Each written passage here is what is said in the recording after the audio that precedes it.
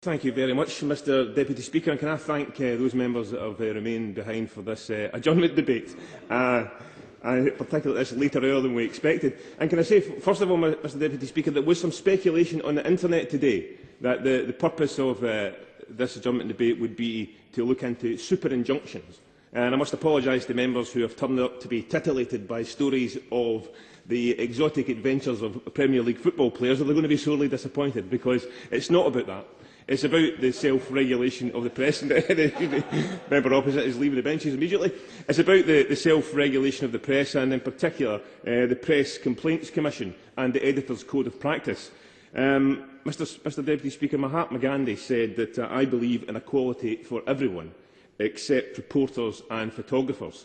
Now, on that particular point, I disagree with the great man, and if anyone has attended this adjournment debate with the expectation that there will be a full all-out assault on the printed media in this chamber tonight, then they should leave now, because that's not my intention. The printed news media, which from now on I'll just refer to simply as the press, has the right to publish anything it wants to, so long as it does so fairly and accurately. And the press is also free to be partisan, although it must distinguish clearly between comment, conjecture and fact. And I will fight to ensure it continues to enjoy those freedoms. I value the freedom of the press, I value the right of journalists to criticise or praise, and I value the rights of photographers to do their job, because the freedom of the press is a cornerstone of our democracy. Mr Deputy Speaker, there has always been tension between those who argue for press freedom, on the one hand, and those concerned with a range of other issues, including invasion of privacy, the restriction that complaints can only be made ex post facto, and the practice of newspapers paying for stories. The case for the defence of the press is more often than not that a story is in the public interest. But who decides what is in the public interest, and how do they arrive at that decision? The standoff between self-regulation and statutory controls has been around for decades. A 1947 Royal Commission recommended in 1949 that a General Council of the Press should be created as a governing body to regulate behaviour. But it wasn't until the threat of statutory regulation was mooted again in 1953 that the General Council was actually set up. The friction continued, and by the time of the Second Royal Commission in 1962, the General Council had been the subject of considerable criticism. The General Council became the Press Council, and this organisation stumbled on ineffectively until the Calcutt report in 1990, which recommended the formation of the Press Complaints Commission. The PCC was given 18 months originally to prove that self-regulation could work, or they faced the threat that if they failed to do so, a statutory system would be introduced. It passed the first test, and it has continued to evolve, and the code has changed 30 times since its formation, the last revision taking place in January 2011 on the question of the prominence of corrections, an issue that I will touch upon shortly. I think it is right for the press to work within a voluntary code, but there is now evidence emerging, Mr Deputy Speaker, of problems which need to be addressed. And the most disconcerting issue is that these challenges are not new. They have been around for some years. But no solutions have been found, despite genuine attempts to look for solutions. These problems have been parked, but I believe that industry must now get into gear, move on and find solutions. For I believe that it would be a major advantage to the industry if, as well as being seen as a champion of self-regulation, that it was also seen at the vanguard of promoting and introducing change. That, more than anything, Mr Deputy Speaker, would consign to the dustbin of history the period I spoke of earlier, when the stick had to be used more often than the carrot. And if we can achieve that, then those who feel compelled to complain to the PCC will have more confidence in the system. Mr Deputy Speaker, right now I believe there is a serious lack of confidence in the system.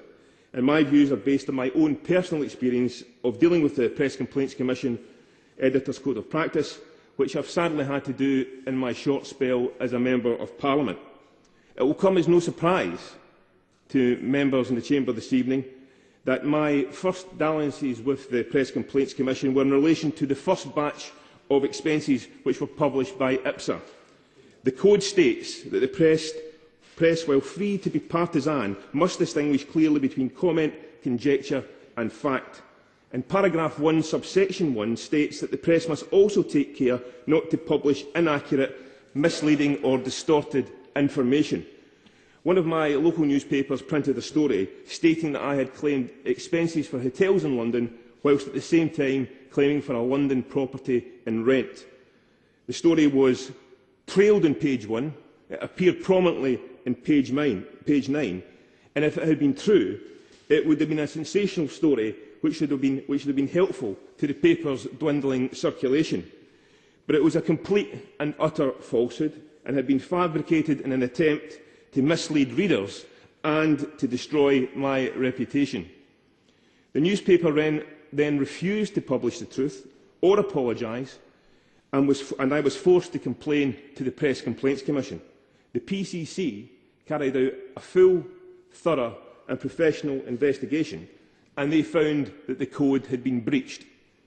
The adjudication, which was eventually printed, was placed at the bottom of page 9, much less prominently than the original article, and there was no trail on the front page of the newspaper.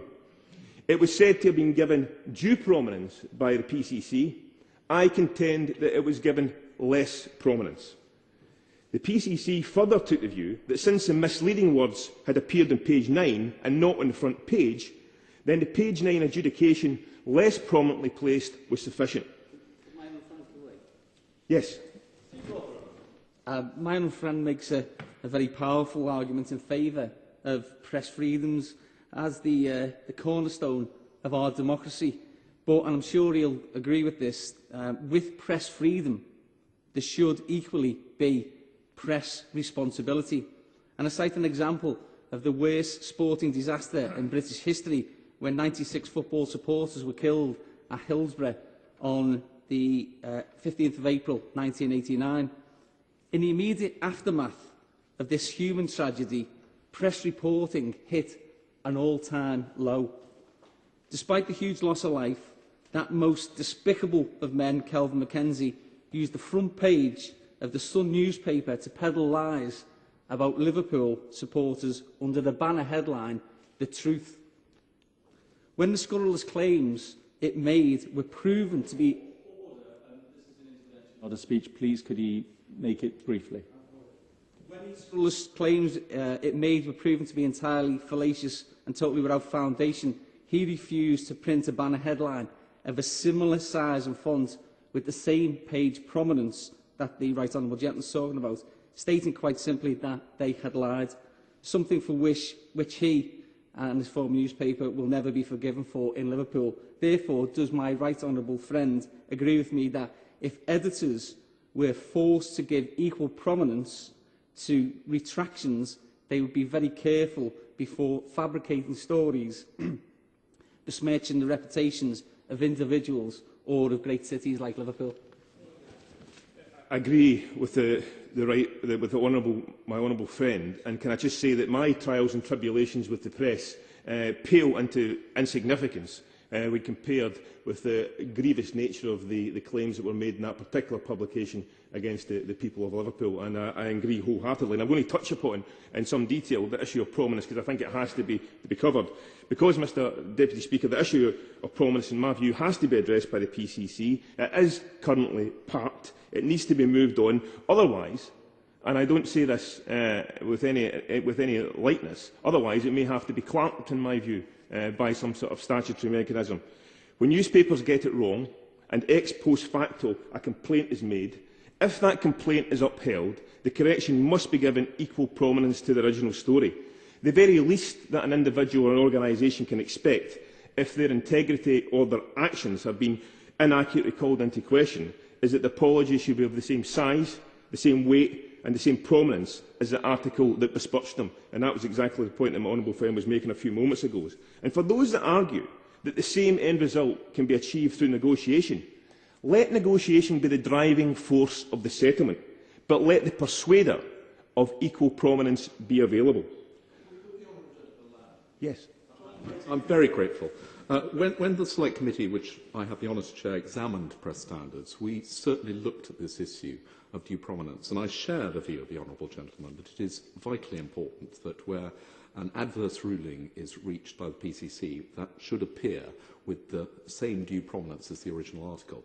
The PCC, in response, suggested to us that the failure to do so would in itself constitute a potential breach of the code. And therefore, I'd be interested to know from the honourable gentleman if he felt that he did not receive the proper prominence in the newspaper of the adjudication that he felt he should have, whether he went back to the PCC and again made a further complaint against the newspaper. You won't believe that, the honourable gentleman won't believe this, but the newspaper actually tried to editorialise the adjudication. They were forced to reprint it the following week because I immediately complained to the PCC that the words in their adjudication had been changed. In terms of the additional points that he makes, yes, I did contact the PCC and I spoke to the Chief Executive, Stephen Abel, and I made that very point to him. And he said to me, well, because the misleading words were not in page 1, you couldn't have the adjudication in page 1. And I said, but hold on a second. The page 1 trail took people to the misleading article. Why couldn't there have been a page 1 trail taking people to the PCC adjudication? Surely that would be a fair and reasonable way to deal with the complaint that I had made and the subsequent adjudication. But there's another feature, Mr Deputy Speaker, which needs to be addressed, and that's the letter pages of newspapers. Because I discovered, and I didn't know this, that letters pages are also covered by the Editor's Code. And therefore, the same rules covering articles in newspapers also cover letters. And those letters, like everything else in the newspaper, are the editor's responsibility. He or she is the sole arbiter. We also know that in the normal chronology of events, newspapers print stories, and post-publication, they receive comments from readers. When I was the subject of that misleading article that I referred to earlier, the same edition of the newspaper contained a letter attacking me in the same way as the so-called news story. This was, in my opinion, Mr Deputy Speaker, an unlikely coincidence, and to add insult to insult, the author was protected under the guise of anonymity. All I know about my so-called critic is name and address withheld. Mr Deputy Speaker, I am a trusting person, as you very well know.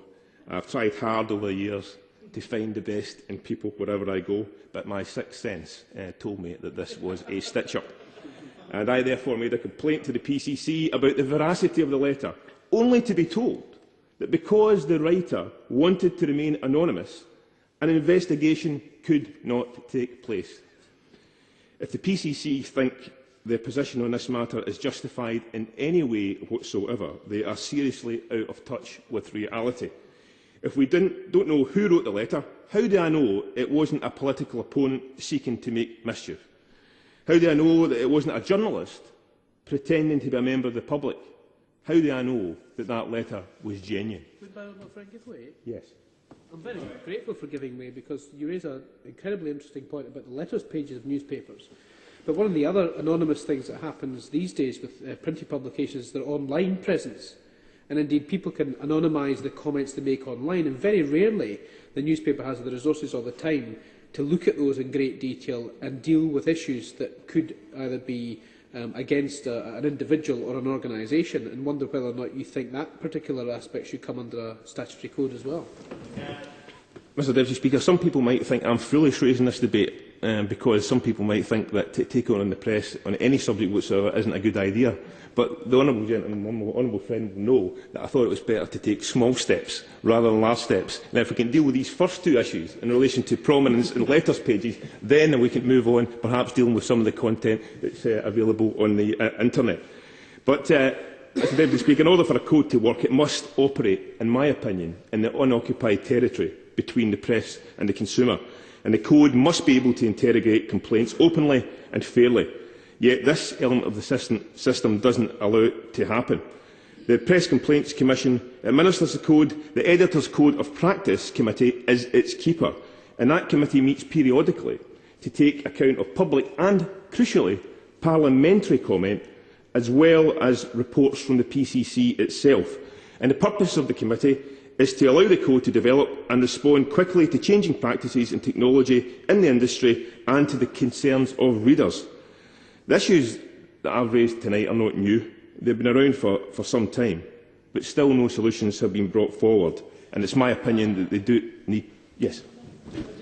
Congratulate the Honourable Member on bringing forward this Adjournment debate, and it is perhaps perceived by the greater public that to talk about our own experiences in the media would be self-indulgent, and indeed I probably am one of the members of this House who could speak with authority as someone who's been maligned time after time after time with page after page of pure lies. But I've never gone to the PCC because I regard it as a toothless tiger. But I congratulate you for bringing this debate, because actually it's not about us, it's not about MPs, because we very rarely feature actually in the local press. They are full from front to back cover with stories of individuals in our constituency who don't know how to go to the PCC, who don't know how to complain, who try to complain but don't have their complaints answered in any way whatsoever. And I wonder if you would agree with me that what you're bringing forward tonight would benefit those people far more than it would ourselves. And after all, that's what we're here to do, to represent our constituents who suffer far more than we do, when we can actually just decide, do you know what, we're actually not even going to bother because we know it's a toothless tiger, when they may have expectations which will be thwarted. In the words of Bill Clinton, can I say to the Honourable Lady that I feel her pain, because her and I have been in the same place. It is to protect everyone, not just people who are in public positions like us, but the other thing is to protect their families. I mean, my daughter had problems at school because people were suggesting that their dad had acted inappropriately. And I think that's wrong as well. They're not in public life. I am. I've got broad shoulders, I've got thick skin. But by the same token, we have to put in place a code which ensures that everyone is protected. And what's wrong? Well, when people standing up, when they make a mistake and saying, I've got it wrong, and the mistake is remedied in the same way as the original story and the original besmirchment took place. Mr Deputy Speaker, I'm going to pull this to an end now. I've mentioned that these problems need to be resolved, and I hope that this short debate this evening can put the issues, at the very least, into the public domain. The press has enormous power. It has the power to make the innocent guilty and the guilty innocent. And therefore, with that great power, they have massive responsibility, as my honourable friend alluded to earlier. For the PCC Editor's Code of Practice to be effective, it must be able to properly scrutinise the press. Fairness must run through the code like the lettering through a stick of rock. And, Mr Deputy Speaker, I found this quote from Franklin D. Roosevelt, which I thought was very appropriate. If in other lands the press and books and literature of all kinds are censored, we must redouble our efforts here to keep them free. If this debate makes a pinprick of a contribution to that cause, it has served its purpose, and I do hope the Minister will take on board the points that I have made and join with me in pressing the Press Complaints Commission to deal with these two big issues. Ed Basie. I'm grateful, Mr Deputy Speaker, for the opportunity to respond to the Honourable Member, and I congratulate him on securing this adjournment debate. And may I also say how grateful I was for the contributions made by other Honourable Members throughout this debate, to hear the concerns that they have about press reporting. I think, as the Honourable Member stated from the outset, this is not a debate which is an opportunity to attack the press or to lose sight of the importance of a free press. It's worth recalling that more than a third of the world's people live in countries where there is no press freedom. So it is important to emphasise, however the press may transgress, that a free press is fundamental to our democracy. And therefore the independence of the press from state intervention is also fundamental to our democracy, which is why this government and previous governments have always fought shy of statutory regulation of the press. However, the press is not immune to criticism, as indeed we have heard from several honourable members this evening, and this does make the work of the Press Complaints Commission as important today as it has ever been. And it is worth remembering, as the honourable member indicated in his speech, that the Press Complaints Commission doesn't just cover Fleet Street, it covers the 1,300 regional and local newspapers as well.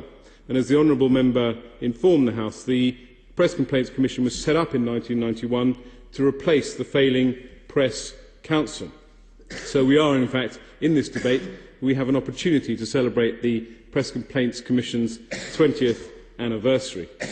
The PCC was designed to be a body to deal with complaints from members of the public based on the terms of an agreed code of practice.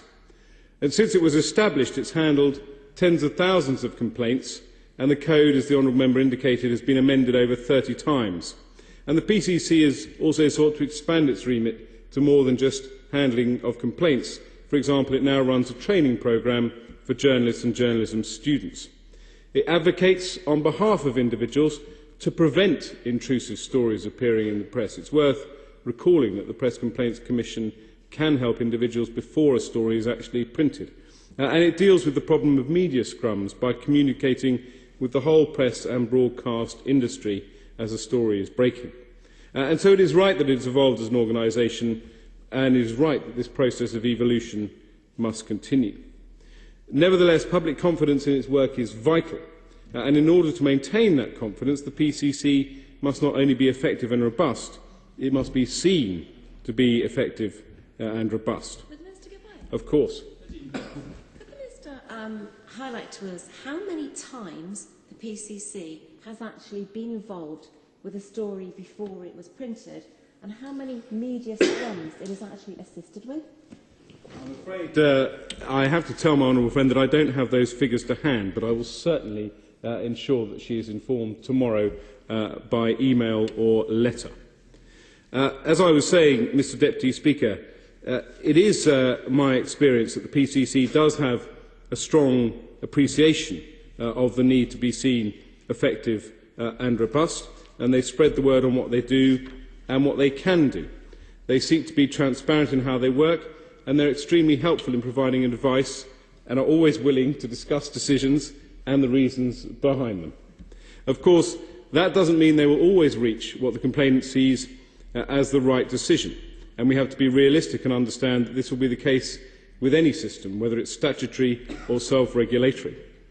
What the Press Complaints can do and should do is to constantly scrutinise how it works, listen to what others have to say, respond and act on the feedback it receives, and it will certainly have received significant feedback in tonight's debate. And I know that it does receive useful and constructive criticism from other sources as well, of course. I'm very grateful for the Minister explaining that, and a lot of it I was aware of. But can you answer this point? I've had discussions with Stephen Abel directly. I've had discussions with Scott Langham directly. And when I put these points to them, they don't attempt to say, we will look at the problem, we'll try to resolve it. They actually argue for the current status quo. And therefore, that's surely wrong that in terms of absorbing the information they're getting back, they're actually not doing anything about it. And surely that's the point we'll have to get to. As I mentioned in my contribution, these problems have been around for a long, long time. When are we going to deal with them? Well, I think the honourable member makes an extremely important point, and I was going to come on in a moment to how the Press Complaints Commission deals with criticism or recommendations, if I can put it that way, of how it should change its ways. As the honourable member himself said in his speech, the code has been changed more than 30 times, and let me perhaps give an example which may draw another intervention, because one of the ways the Press Complaints Commission is scrutinised in this House is by the excellent work of the Select Committee, and it's very good that in the chamber tonight we do have the chairman of the Select Committee, and I gather that the PCC places great weight on the recommendations and adopted many of the recommendations made in the last Select Committee report, the thrust of which was to turn the organisation into a more public-facing body. I think it's also important, Mr Deputy Speaker, before I come on to the honourable member's specific point, to make the point that the PCC, while the press pays for it, should not be seen as a creature of the press, because, as I mentioned, the Select Committee commented on this problem of self-regulation back in 2003, that the organisation was paid for by the press and could therefore be seen as a creature of the press, and as a result of that the PCC changed the balance of the Commission so that there is now a two-thirds majority of lay people. And in fact the PCC has announced 3 recent appointments who will be taking up at the post soon. Lord Grade, formerly the Chairman of the BBC, Michael Smith, Chairman of Public Concern at Work and recently retired from Clifford Chance, the law firm, and Jeremy Roberts, soon to retire as a permanent judge at the Central Criminal Courts and the Court of Appeal. Now, there is no room for complacency, and this starts with the code itself. And one of the benefits of a non-statutory approach is the flexibility that such a code offers. Now, the PCC would tell me that the Code Committee are able to move quickly to incorporate issues that are of public concern, and they also would tell me that anyone is free to contact the committee to ask that they include coverage of any issues. The PCC has an annual consultation for the public to suggest changes, and members of Parliament, including the Honourable Member, are free to raise concerns about the coverage of the code with the committee. Now, I'm told by the committee that all proposals are fully considered and answered, but I hear what the Honourable Member has said, and he has effectively said that he has advocated a change and has been met in response by an argument against that change and for the status quo. Now, I wasn't obviously privy to that conversation. What I would suggest to the Honourable Member is that he makes a formal proposal to the Press Complaints Commission for a change to the code and as part of the annual consultation, and gets on the record from the Press Complaints Commission why they feel a change from due prominence to equal prominence would not be the right way forward, and why they feel that the code deals adequately with the provenance of readers' letters. Of course. Can I just ask a direct question then? Will the government support that plea for those changes? I think it's very important that the government doesn't take a view, which sounds mealy-mouthed, but the point that I've been keen to stress is that this is a self-regulatory system. No government, not this government, not the previous government, wants statutory regulation of the press, and it would be, I think, the thin end of the wedge if government ministers recommended specific changes to the code. If I could just finish the point I was making before the honourable member intervenes again. I do think it is open to honourable members to raise the issue in the House, and it's open, of course, for the Select Committee to look at the Press Complaints Commission and make recommendations. But I think if it's a self-regulatory system, individuals, members of the public, should be able to put their case, whether they're members of Parliament or indeed, as the honourable member from Bedfordshire pointed out, members of the public. I'm very grateful for my honour. Would he recognise that the revelations that have streamed out over the course of the last 6 months have probably led to a greater loss of confidence in the self-regulation of the press than at any previous time? Now, I strongly support self-regulation, but if the public are to regain confidence in self-regulation, the PCC is going to have to be seen to have stronger powers than it has at the moment. And one of the things which my Select Committee strongly recommended was that it was not sufficient for the PCC simply to require a newspaper to publish an adjudication, but in serious breaches of the code there should be some sanction available to the PCC to demonstrate that that kind of breach was unacceptable and to ensure that newspapers took seriously the requirement to abide by the code. I have run out of time, Mr Deputy Speaker, but what I would say in conclusion is that the PCC and indeed the press will have heard this debate and will have heard the remarks of honourable members, and also the honourable member, the Chairman of the Select Committee, will be aware that the PCC is indeed conducting its own review following the phone hacking allegations. And of course, phone hacking, as well as being a criminal offence, is a breach of the code. But the PCC is reviewing that to see whether it can make its recommendations stronger. But I think the PCC will have heard the important... Order! The House stands adjourned.